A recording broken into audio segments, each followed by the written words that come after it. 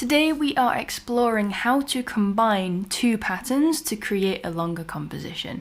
The two patterns that we'll be looking at are from the Handpan series from earlier this year. The first one is called Stillness and the second one is called Express. I'll put a link to both of those in the description of this video, so if you haven't learned those already, I recommend going and learning those first, then come back here and we can explore how to put those two things together. Now the first thing to consider is that both of those patterns are actually from different scales altogether, so we need to first figure out how to put them both on the same scale. That's the most important part. So let's have a look at that. So Stillness is taken from the D kurd. I'm going to play on a D kurd, so I've got an easy job for this first pattern. All I have to do is learn how it goes, essentially. And just for a quick recap then, it looks like this.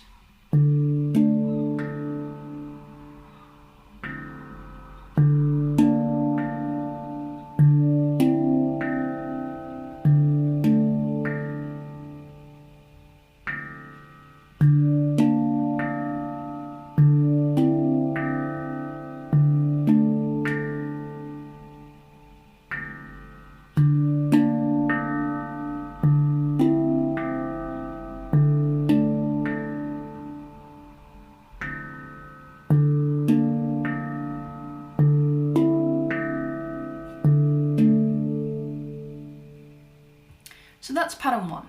Pattern two originally was written for the F-low Pygmy. Let's just hear how it sounds, first of all, and then see how we can start to put this into the context of a D kurd. I know a lot of you are watching these tutorials with different scaled instruments, so a big skill here is figuring out how to actually change the tutorial and make it work with your own scale. That's the place that we need to start, right? So Express then sounds like this.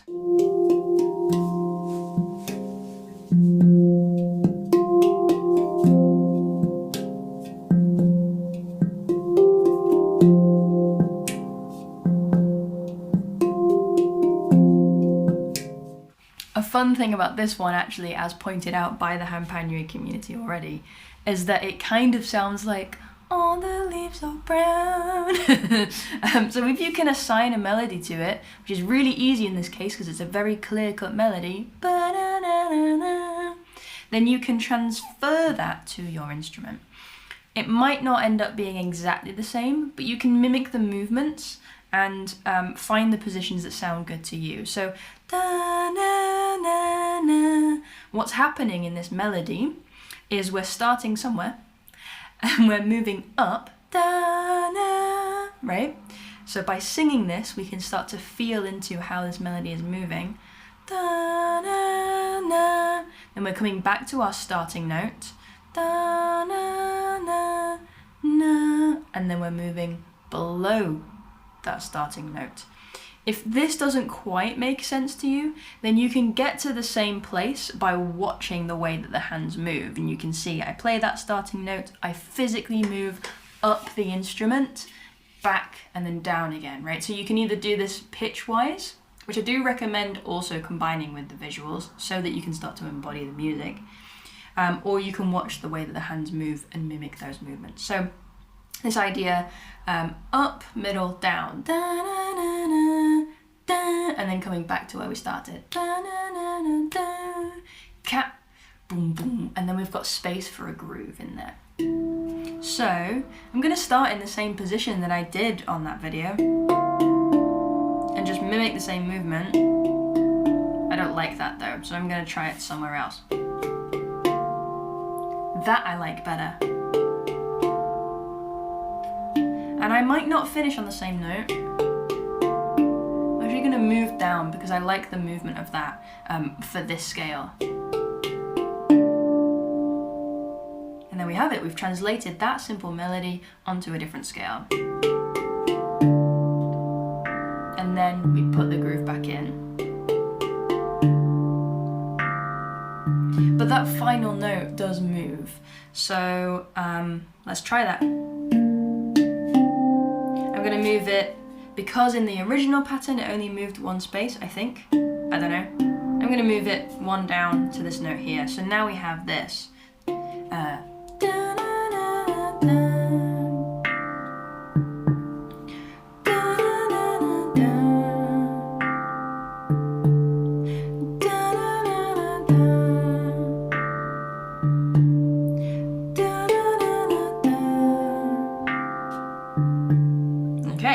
So we've translated that pattern onto this scale. Now we have to combine the two. So the first pattern again is this.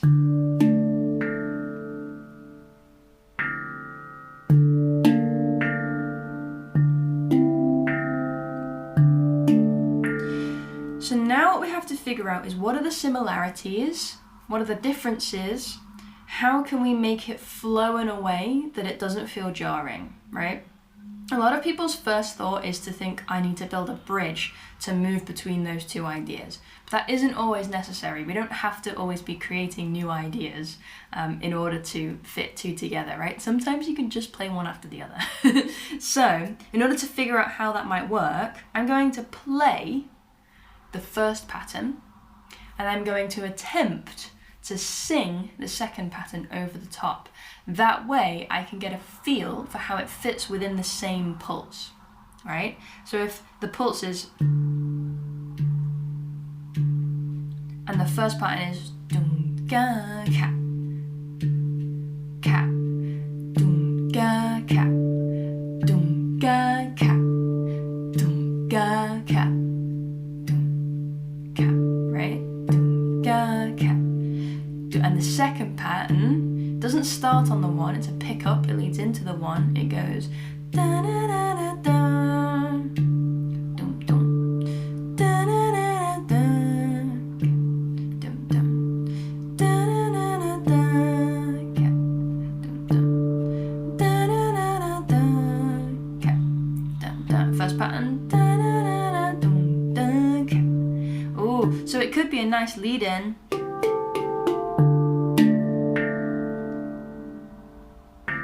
To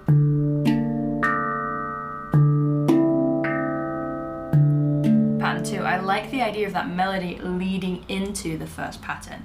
So now I've decided maybe I start with the melody and then move into this chord progression. So let's see how that sounds then.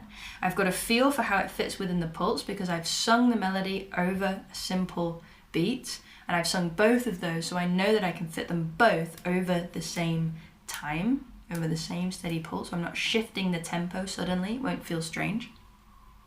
So let's try this.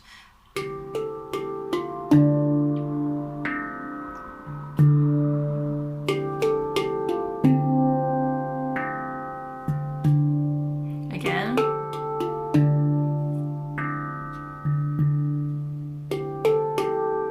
Now I'm going to lead into this first pattern.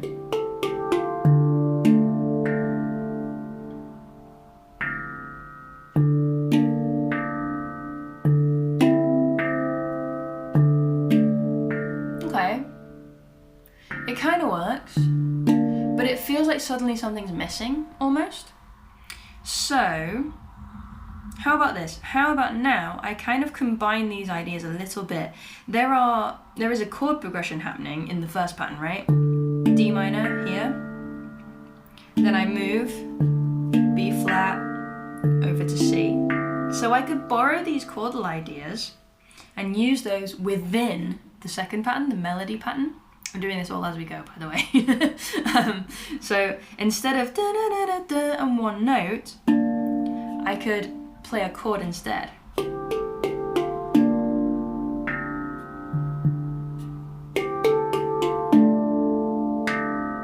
Or maybe over to C.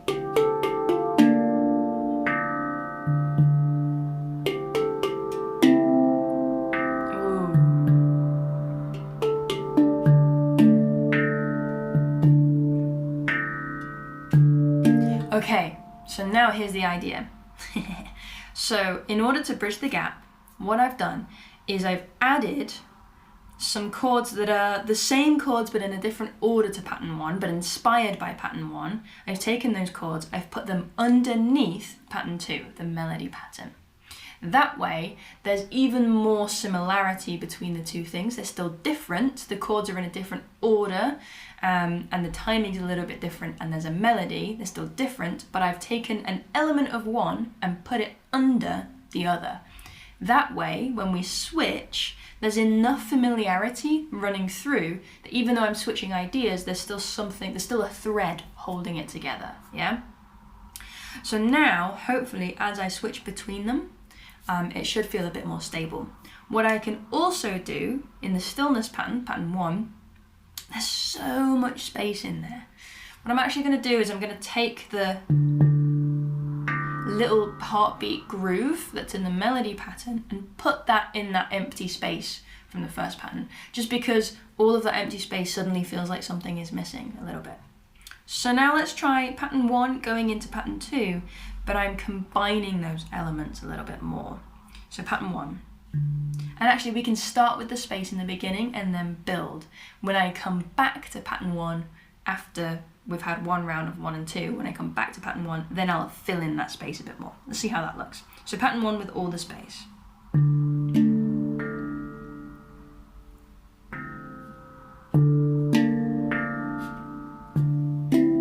Again.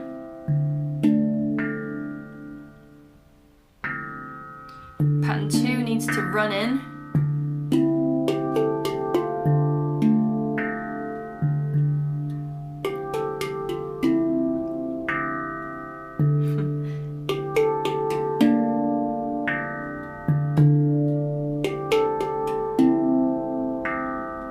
Back to pattern 1 with the added groove.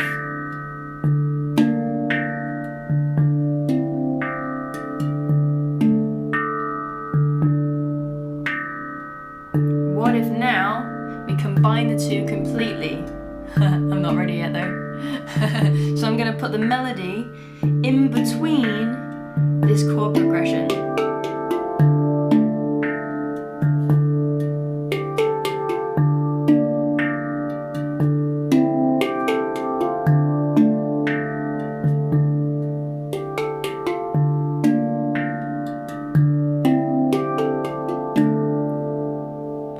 Suddenly we have a little piece of a composition that starts to make sense. It's got flow. We started with pattern 1, which came from stillness on the D kurd, and that was just a very open